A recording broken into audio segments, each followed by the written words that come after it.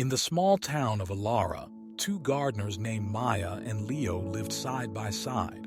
Both had gardens, but while Maya's garden thrived with vibrant flowers, juicy fruits, and tall trees, Leo's remained barren and choked with weeds. One day, a child asked Maya, Maya, why is your garden so beautiful and blissful while Leo's is filled with thorns and weeds?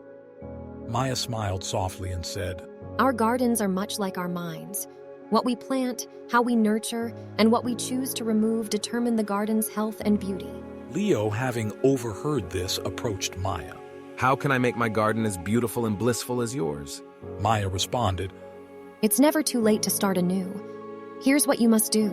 Maya began. First, you must recognize the weeds in your garden. In our minds, these weeds are negative thoughts, old grudges, and self-doubt. Recognize them and accept that they need to go. Leo spent days identifying the harmful weeds in his garden. Simultaneously, he began to notice the negative patterns in his thoughts, acknowledging them without judgment. Once you've recognized the weeds, you must pull them all out, one by one. This may require effort and strength, since some roots run deep. Leo worked hard, removing thorns and weeds. He also began challenging his negative beliefs, replacing them with affirmations and positive reflections.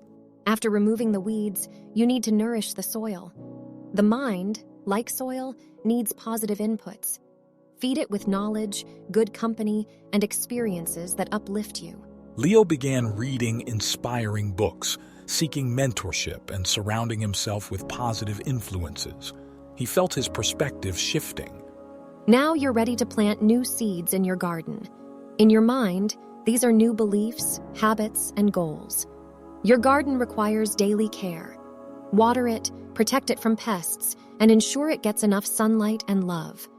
Similarly, nourish your mind every day with positivity, guard it against negative influences, and always seek enlightenment. Months passed, and Leo's garden transformed. The townfolk watched in awe as flowers bloomed and fruits ripened in what was once a barren plot. But Leo's internal transformation was even more profound. His once pessimistic worldview had shifted to one of hope and positivity. Challenges became opportunities, and setbacks became lessons. One day, as another child admired Leo's garden, he remarked, A garden is like our minds. It reflects the care and thought we put into it. Reprogramming isn't a one-time act, but a daily commitment. Maya smiled, nodding in agreement. Indeed, every day is a chance to cultivate a beautiful garden and a beautiful mind.